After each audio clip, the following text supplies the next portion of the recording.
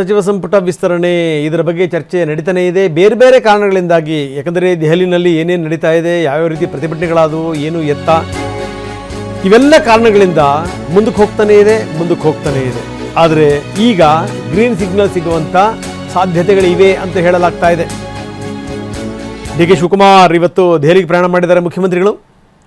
ಇಂದು ರಾಜ್ಯ ಸಚಿವ ಸಂಪುಟ ವಿಸ್ತರಣೆ ವಿಚಾರಕ್ಕೆ ಸಂಬಂಧಪಟ್ಟಂಗೆ ಸಭೆ ಮಾಡ್ತಾರೆ. ಹೈಕಮಾಂಡ್ ನಾಯಕರ ಜೊತೆಗೆ ರಾಜ್ಯ ನಾಯಕರು ನಡೆಸುವಂಥ ಮೀಟಿಂಗ್. ಸಭೆಯಲ್ಲಿ CM D K Shivakumar, BK Hariprasad, ಇನ್ನು ಸಿದ್ದರಾಮಯ್ಯ ಕೂಡ ಭಾಗಿ ಆಗ್ತಾರೆ. KC ವೇಣುಗೋಪಾಲ್ ಜೊತೆಗೆ ನಾಯಕರು ಮಾತುಕತೆ ಮಾಡ್ತಾರೆ. ಮೂವರೂ ನಾಯಕರಿಂದ ಪಟ್ಟಿಯನ್ನು ಸ್ವೀಕಾರ ಮಾಡ್ತಾರೆ KC ವೇಣುಗೋಪಾಲ್. 20 ಸಚಿವ ಸ್ಥಾನಗಳ ಪೈಕಿ 12ರಿಂದ 15 ಮಂದಿ ಹೊಸ ಮುಖಗಳು ಬರಬಹುದು. ಅಂದರೆ ಈ ಮೊದಲ ಬಾರಿ ಶಾಸಕರಾಗಿರುವಂಥವ್ರು ಅಂತಲ್ಲ, 3-4 ಬಾರಿ ಗೆದ್ದಿರ್ತಾರೆ. ಅವರಿಗೆ ಇಲ್ಲಿ ತನಕ ಅವಕಾಶ ಸಿಕ್ಕಿರಲ್ಲ. ಅಂಥವರನ್ನು ಪರಿಗಣಿಸುವಂಥ ಸಾಧ್ಯತೆಗಳಿದೆ. ಗೊತ್ತಿಲ್ಲ, 1-2 ಈ ಮೊದಲನೇ ಬಾರಿ ಶಾಸಕರಾಗಿರುವಂಥವ್ರಿಗೂ ಕೂಡ ಅವಕಾಶ ದಕ್ಕಿದ್ರೂ ಕೂಡ ಅಚ್ಚರಿ ಇಲ್ಲ. ಆದರೆ ಈ ಕಾಂಗ್ರೆಸ್ನಲ್ಲಿ ವಿಪರೀತ ಸಂಖ್ಯೆಯಲ್ಲಿ ನಾಯಕರುಗಳಿದ್ದಾರೆ. 3 ಸರಿ, 4 ಸರಿ, 5 ಸರಿ, 6 ಸರಿ ಗೆದ್ದಿರುವಂಥವ್ರು ಇದ್ದಾರೆ. ಹೀಗಾಗಿ ಯಾರಿಗೆ ಮಣೆ ಹಾಕಬೇಕು, ದೊಡ್ಡ ಚಿಂತನೆ ಈಗ ನಡೀತಾ ಇದೆ. ಚಿಂತನೆಯೂ ಹೌದು. ಯಾಕಂದರೆ ಏನಾದರೂ ಅಸಮಾಧಾನಗೊಂಡುಬಿಟ್ರೆ, ನಾಳೆ ಏನಾದರೂ ತೊಂದರೆಗಳಾದರೆ ಆ ಚಿಂತೆ, ಮುಂದೆ ಪಕ್ಷವನ್ನು ಕಟ್ಟಬೇಕು, ಮುಂದಿನ ಚುನಾವಣೆಯನ್ನು ಎದುರಿಸಬೇಕು, ಅದಕ್ಕೆ ಸಂಬಂಧಪಟ್ಟಂಗೆ ಹೊಸ ಮುಖಗಳು, ಹೊಸ ನೀರು ಬರಬೇಕು, ಅದರ ಚಿಂತನೆ. ಅಂದರೆ 20 ಸಚಿವ ಸ್ಥಾನಗಳೇನಿವೆ, ಅದಕ್ಕೆ ಸಂಬಂಧಪಟ್ಟಂಗೆ 12ರಿಂದ 15 ಮಂದಿ ಹೊಸ ಮುಖಗಳು ಬರಬಹುದು. ಯಾಕಂದರೆ ನಾವು ನೋಡಿದ್ದೀವಿ ಕಳೆದ ಬಾರಿ ಸಿದ್ದರಾಮಯ್ಯನವರು ಯಾವ್ಯಾವ ಪಟ್ಟಿ ಕೊಟ್ಟರು ಅದೆಲ್ಲದಕ್ಕೂ ಕೂಡ ಎಸ್ ಅಂದಿದ್ದಾರೆ. ಮುಖ್ಯಮಂತ್ರಿಗಳಾಗಿರ್ಬೋದು, ಹೈಕಮಾಂಡ್ ಆಗಿರ್ಬೋದು, ಎಸ್ ನೀವು ಹೇಳಿದ್ದೇ ರೈಟ್ ಅಂದಿದ್ದಾರೆ. ಹಾಗೆ ಅವಕಾಶಗಳು ಸಿಕ್ಕಿವೆ. ಈಗ ಎಲ್ಲವನ್ನೂ ನೋಡಬೇಕಲ್ಲ. ಒಬ್ಬೊಬ್ಬರದ್ದು ಒಂದೊಂದು ಪಟ್ಟಿ ಇದೆ. KPCC ಅಧ್ಯಕ್ಷರದ್ದೊಂದು ಪಟ್ಟಿ ಇದೆ, ಮುಖ್ಯಮಂತ್ರಿಗಳದ್ದೊಂದು ಪಟ್ಟಿ ಇದೆ, ಮಾಜಿ ಮುಖ್ಯಮಂತ್ರಿಗಳು ಸಿದ್ದರಾಮಯ್ಯವ್ರದ್ದೊಂದು ಪಟ್ಟಿ ಇದೆ, ಜೊತೆಗೆ ರಾಹುಲ್ ಗಾಂಧಿಯವ್ರದ್ದು ಕೂಡ ಒಂದು ಪಟ್ಟಿ ಇದೆ. ಜಾತಿ, ಈ ಪ್ರದೇಶವಾರು, ಶಿಕ್ಷಣ, ಎಕ್ಸ್ಪೀರಿಯನ್ಸ್, ಎಷ್ಟರ ಮಟ್ಟಿಗೆ ಇವರು ಪಕ್ಷಕ್ಕೆ ಇವರು ಆಧಾರ ಆಗ್ತಾರೆ ಮುಂದಿನ ದಿನಗಳಲ್ಲಿ, ಇದೆಲ್ಲದರ ಆಧಾರದ ಮೇಲೆ ಪಟ್ಟಿ ರೆಡಿಯಾಗಿರೋದು.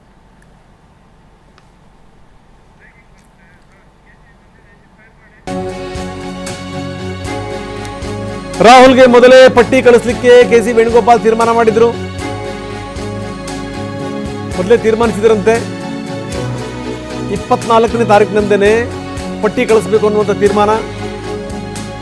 ಬೆಂಗಳೂರಿಗೆ ಬಂದಂಥ ಸಂದರ್ಭದಲ್ಲೇ CM ಮತ್ತು ಹರಿಪ್ರಸಾದ್ ಅವ್ರ ಜೊತೆ ಚರ್ಚೆ ಕೂಡ ಮಾಡಿದರು. ಸಿದ್ದರಾಮಯ್ಯನವ್ರಿಗೂ ಕೂಡ ಕರೆದಿದ್ರು. ಆದರೆ ಸಿದ್ದರಾಮಯ್ಯನವರು ಕಾರಣಾಂತರಗಳಿಂದ ಬಂದಿರಲಿಲ್ಲ. ಇಲ್ಲ, ನನಗೇನು ಬೇರೆ ಕಾರಣಗಳಿದೆ, ಬರೋಕ್ಕಾಗಲ್ಲ ಅಂತ ಹೇಳಿದರು ಸಿದ್ದರಾಮಯ್ಯನವರು. ಹೀಗಾಗಿ ಈ ಪೂರ್ವ ನಿಯೋಜಿತ ಕಾರ್ಯಕ್ರಮ ಇದೆಯಲ್ಲ, ಅದಕ್ಕೆ ಹೋಗಲೇಬೇಕು. ನಾನು ಯಾವುದೇ ಕಾರಣಕ್ಕೂ ಬರೋಕ್ಕಾಗಲ್ಲ. ಸೊ ಹೀಗಾಗಿ ಸ್ವಲ್ಪ ತಡ ಆಯಿತು. ಬನ್ನಿ, ನಮ್ಮ ಪ್ರತಿನಿಧಿ ಪ್ರಮೋದ್ ಶಾಸ್ತ್ರಿ ಈಗ ನಮ್ಮೊಂದಿಗೆ ನೇರ ಸಂಪರ್ಕದಲ್ಲಿದ್ದಾರೆ. ಪ್ರಮೋದ್, ನೋಡ್ತಾ ಇದ್ದೀವಿ ಈ ಹಗ್ಗ ಜಗ್ಗಾಟ ನಡೀತಾ ಇದೆ, ಈ ಕಸರತ್ತುಗಳು ನಡೀತಾ ಇವೆ. ಯಾಕಂದರೆ ಅಷ್ಟು ಸುಲಭ ಸಾಧ್ಯ ಅಲ್ಲ ಎಲ್ಲವನ್ನೂ ಕೂಡ ತೀರ್ಮಾನಿಸುವಂಥದ್ದು. ಯಾಕಂದರೆ ಒಬ್ಬೊಬ್ಬರ ಕೈನಲ್ಲಿ ಒಂದೊಂದು ಪಟ್ಟಿ, ಯಾವ ಪಟ್ಟಿ ಎಷ್ಟರ ಮಟ್ಟಿಗೆ ಯಾರ್ಯಾರನ್ನ ಬಿಡಬೇಕು, ಯಾರ್ಯಾರನ್ನ ಸೇರಿಸಬೇಕು ಅನ್ನುವಂಥದ್ದೇ ಒಂದು ದೊಡ್ಡ ಪ್ರಶ್ನೆ. ಇದೆಲ್ಲದರ ಜೊತೆಗೆ ರಾಹುಲ್ ಗಾಂಧಿ ಅವರ ಹತ್ರನೂ ಕೂಡ ಒಂದು ಪಟ್ಟಿ ಇದೆ. ಹೀಗಾಗಿ ಅಂತಂದರೆ ಅವ್ರು ಹೇಳಿದ ಮೇಲೆ ಯಾವುದೂ ಕೂಡ ಇಲ್ಲ ಅಂತ ಅನ್ನಲಿಕ್ಕೆ ಸಾಧ್ಯ ಇಲ್ಲ. ಒಂದು ಲೆಕ್ಕದಲ್ಲಿ ದೊಡ್ಡ ಕಗ್ಗಂಟಾಗಿತ್ತು. ಏನೋ ಆ ಕಗ್ಗಂಟನ್ನು ಬಿಡಿಸುವಂಥ ಪ್ರಯತ್ನವನ್ನು ಮಾಡಿದ್ದಾರೆ ನಾಯಕರು ಅನ್ನುವಂಥ ಮಾತು. ಏನಂತೀರಿ ರಂಗನಾಥ್? ಬಹುತೇಕ ಒಂದು ಹಂತಕ್ಕೆ 80% ಹೆಸರುಗಳು ಬಹುತೇಕ ಅಂತಿಮವಾಗಿದೆ. ಸಿಗ್ತಾ ಇರುವಂತಹ ಮಾಹಿತಿ ಪ್ರಕಾರ 3 ಜನ ಅಥವಾ 4 ಜನ ಏನು ಪಟ್ಟಿಗಳನ್ನು ಸಿದ್ಧಪಡಿಸಿಕೊಂಡಿದ್ದಾರೆ. ಅದರಲ್ಲಿ ಕೆಲವೊಂದಿಷ್ಟು ಕಾಮನ್ ಹೆಸರುಗಳು ಕೂಡ ಇದೆ. ಇಲ್ಲಿರುವಂಥ ಪ್ರಶ್ನೆ ಅಂದರೆ ರಂಗನಾಥ್, ಕೆಲವೊಂದಿಷ್ಟು ಸೀನಿಯರ್ಸ್ಗಳನ್ನ ಯಾರನ್ನ ಉಳಿಸ್ಕೋಬೇಕು, ಯಾರನ್ನ ಬಿಡಬೇಕು ಅನ್ನುವಂಥ ಒಂದು ಧರ್ಮ ಸಂಕಷ್ಟದಲ್ಲಿ ಹೈಕಮಾಂಡ್ ಕೂಡ ಸೇರ್ಕೊಂಡಿದೆ, ಜೊತೆಗೆ ರಾಜ್ಯ ನಾಯಕರು ಕೂಡ ಸೇರ್ಕೊಂಡಿದ್ದಾರೆ. ಯಾಕಂದರೆ ಮುಖ್ಯಮಂತ್ರಿಗಳ ಆದಿಯಾಗಿ ಸಿದ್ದರಾಮಯ್ಯನವರ ಆದಿಯಾಗಿ ಕೆಲವೊಂದಿಷ್ಟು ಪರ್ಮಿಟೇಷನ್ ಕಾಂಬಿನೇಷನ್ ಜಾತಿ ಲೆಕ್ಕಾಚಾರ ರಾಜಕೀಯ ಲೆಕ್ಕಾಚಾರಗಳಿದೆ. ಜೊತೆಗೆ ಬೆಂಬಲಿತ ಶಾಸಕರು ಕೂಡ ದೊಡ್ಡ ಪ್ರಮಾಣದಲ್ಲಿದ್ದಾರೆ. ಒಂದು ವೇಳೆ ಅವರ ಹೆಸರನ್ನ ಕೈ ಬಿಟ್ಟರೆ ಆಗ ಬೆಂಬಲಿತ ಶಾಸಕರು ಕೂಡ ಅಸಮಾಧಾನಗೊಳ್ತಾರೆ. ಜೊತೆಗೆ ಅವರನ್ನ ಸಮಾಧಾನ ಪಡಿಸೋದು ಕೂಡ ದೊಡ್ಡ ಹರ್ಕ್ಯುಲಸ್ ಟ್ಯಾಕ್ಸ್ ಆಗುತ್ತೆ. ಅಟ್ ದ ಸೇಮ್ ಟೈಮ್ ಮತ್ತೊಂದು ವಿಚಾರ ಅಂದರೆ ಈಗಾಗಲೇ ಸಮುದಾಯವಾರು ಅನೇಕ ಹಿರಿಯ ನಾಯಕರು ಕೂಡ ಇದ್ದಾರೆ. ನಾವು ಆಗಲೇ ಮಾತಾಡ್ತಾ ಇರುವಂಥ ಸಂದರ್ಭದಲ್ಲೇ ಅನೇಕ ಹೆಸರುಗಳು ಹಿಂದೆ ಕೂಡ ಮಾತನಾಡಿದ್ವಿ. 2 ಸಾರಿ 3 ಸಾರಿ 4 ಸಾರಿ ಆಗಿರುವಂಥ ಹಿರಿಯ ಶಾಸಕರು ಕೂಡ ಇದ್ದಾರೆ. ಅವರಿಗೆ ಅನುಭವ ಇದೆ. ಉದಾಹರಣೆಗೆ GS ಪಾಟೀಲ್ ಇರ್ಬೋದು, ಅದೇ ರೀತಿ ಯಶವಂತ ರಾಯಗೌಡರು ಇರ್ಬೋದು, ಶಿವಣ್ಣನವರು ಇರ್ಬೋದು, ಹೀಗೆ ಅನೇಕ ಶಾಸಕರು ಹಿರಿಯ ಶಾಸಕರು ಕೂಡ ಇದ್ದಾರೆ. ಇದ್ರ ಜೊತೆಗೆ ಸೌದಿ ಅಂತ ಶಾಸಕರನ್ನ ಬೇರೆ ಪಕ್ಷದಿಂದ ಕಾಂಗ್ರೆಸ್ ಪಕ್ಷಕ್ಕೆ ಕರ್ಕೊಂಡ್ಬಂದಂತಹ ಸಂದರ್ಭದಲ್ಲಿ ಅವರಿಗೂ ಕೂಡ ಭರವಸೆಯನ್ನು ಕೊಡಲಾಗಿದೆ. ಹೀಗಾಗಿ ಈ ಎಲ್ಲ ಜಾತಿ ಸಮೀಕರಣಗಳ ಜೊತೆಗೆ ಹಾಗೆಯೇ ರಾಜಕೀಯ ಲೆಕ್ಕಾಚಾರಗಳ ಜೊತೆಗೆ ಜಿಲ್ಲಾವಾರು ಲೆಕ್ಕಾಚಾರಗಳ ಜೊತೆಗೆ ಯಾರನ್ನ ಪಟ್ಟಿಯಲ್ಲಿ ಸೇರಿಸ್ಕೋಬೇಕು ಇದು ಕಗ್ಗಂಟಾಗಿರುವಂತಹ ವಿಷಯ. ಈಗಾಗಲೇ ಎಲ್ಲರೂ ಕೇಳ್ಬೋದು 15 ಹೆಸರು ಫೈನಲ್ ಮಾಡೋದಕ್ಕೆ ಇಷ್ಟೊಂದು ಸಮಯ ಬೇಕಾ ಅಂತ. ಇಲ್ಲಿ 15 ಹೆಸರು ಅಷ್ಟೇ ಅಲ್ಲ, ಬಹುಶಃ ಫಸ್ಟ್ ಟೈಮರ್ಸ್ಗಳಿಗೆ ಅಥವಾ ಹೊಸ ಮಕ್ಕಳಿಗೆ ತದಕ್ಷಣಕ್ಕೆ ಅವಕಾಶ ಕೊಡೋದ್ರಲ್ಲಿ ಯಾವುದೇ ಸಮಸ್ಯೆ ಇಲ್ಲ. ಉದಾಹರಣೆಗೆ ಈಗ ಜಮೀರ್ ಅವ್ರನ್ನ ಮುಂದುವರಿಸಬೇಕಾ ಬಿಡಬೇಕಾ ಅಥವಾ ಅವ್ರ ಜಾಗದಲ್ಲಿ ಬೇರೆಯವ್ರಿಗೆ ಕೊಡಬೇಕಾ, ಇದನ್ನು ಕೂಡ ಸರಿಯಾದಂಥ ಒಂದು ಕನ್ಕ್ಲೂಷನ್ ಪಕ್ಷಕ್ಕೆ ಬರೋದಕ್ಕೆ ಆಗ್ತಾ ಇಲ್ಲ. ಲಕ್ಷ್ಮಣ್ ಸವದಿ ಅಥವಾ ಲಕ್ಷ್ಮೀ ಹೆಬ್ಬಾಳ್ಕರ್ ವಿಚಾರದಲ್ಲಿ ಏನು ಮಾಡಬೇಕು ಇದ್ರ ಬಗ್ಗೆ ಒಂದು ಕ್ಲಾರಿಟಿ ಸಿಗ್ತಾ ಇಲ್ಲ. GS ಪಾಟೀಲ್ ಇದ್ದಾರೆ, ಯಶವಂತ ರಾಯಗೌಡ ಇದ್ದಾರೆ, ಅಂಥವ್ರಿಗೆ ಯಾವ ರೀತಿ ಸ್ಥಾನಮಾನ ಕೊಡಬೇಕಾಗತ್ತೆ. ಒಂದು ವೇಳೆ GS ಪಾಟೀಲ್ರಿಗೆ ಕೊಟ್ಟರೆ HK ಪಾಟೀಲ್ರಿಗೆ ಏನು ಮಾಡಬೇಕು, ಈ ಥರ ಹಿರಿತನವೇ ಒಂದು ಕಡೆಗೆ ಕಾಂಗ್ರೆಸ್ ಪಕ್ಷಕ್ಕೆ ದೊಡ್ಡ ಸವಾಲಾಗಿದೆ. ಈ ಹಿರಿಯರನ್ನ ಹೇಗೆ ಅಕಾಮಿಡೇಟ್ ಮಾಡಬೇಕು ಅದು ಕೂಡ ಒಂದು ದೊಡ್ಡ ವಿಚಾರ. ಅಫ್ಕೋರ್ಸ್ ಹೊಸ ಮುಖಗಳು ಬೇಕು, ಹೊಸ ಮಕ್ಕಳಿಗೆ ಅವಕಾಶ ಕೊಡಬೇಕು, ಎಲ್ಲವೂ ನಿಜ.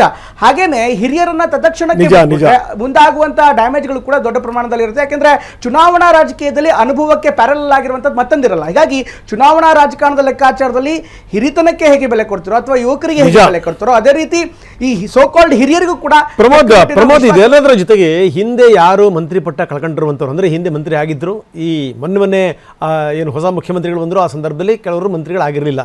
ಎಕ್ಸಾಂಪಲ್ ದಿನೇಶ್ ಗುಂಡೂರಾವ್, ಸಂತೋಷ್ ಲಾಡ್. ಸೊ ಇಂಥವ್ರನ್ನೂ ಕೂಡ ಪರಿಗಣಿಸುವಂಥ ಸಾಧ್ಯತೆಗಳಿದೆಯಾ ಪ್ರಮೋದ್?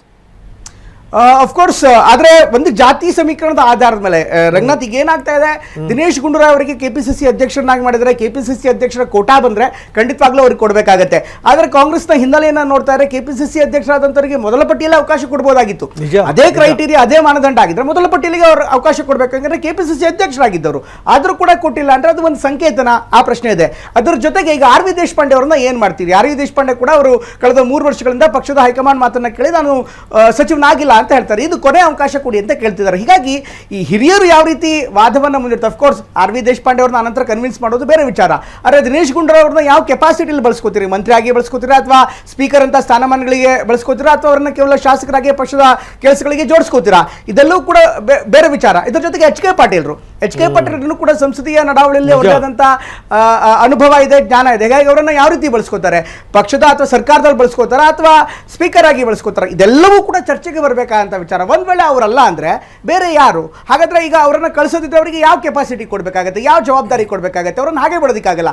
ಒಂದ್ ವೇಳೆ ಹಾಗೆ ಬಿಟ್ರೆ ಈ ಹಿರಿಯ ನಾಯಕರೇ ಪಕ್ಷದ ಒಳಗಿನ ಪ್ರತಿಪಕ್ಷ ಆಗ್ತಾರೆ. ಹೀಗಾಗಿ ಎಲ್ಲ ರಾಜಕಾರಣ ಕೂಡ ಇದರಲ್ಲಿ ಅಡಗಿದೆ. ಇದನ್ನ ಹೇಗೆ ಚರ್ಚೆ ಮಾಡ್ತಾರೆ ಅದು ಇವತ್ತಿನ ಸಭೆಯಲ್ಲಿ ಡಿಸ್ಕಸ್ ಆಗುತ್ತೆ. ಅಫ್ಕೋರ್ಸ್ ಇದ್ರ ಜೊತೆ ಒಂದು ಅಪ್ಡೇಟ್ಸ್ ಇದೆ ರಂಗನಾಥ್.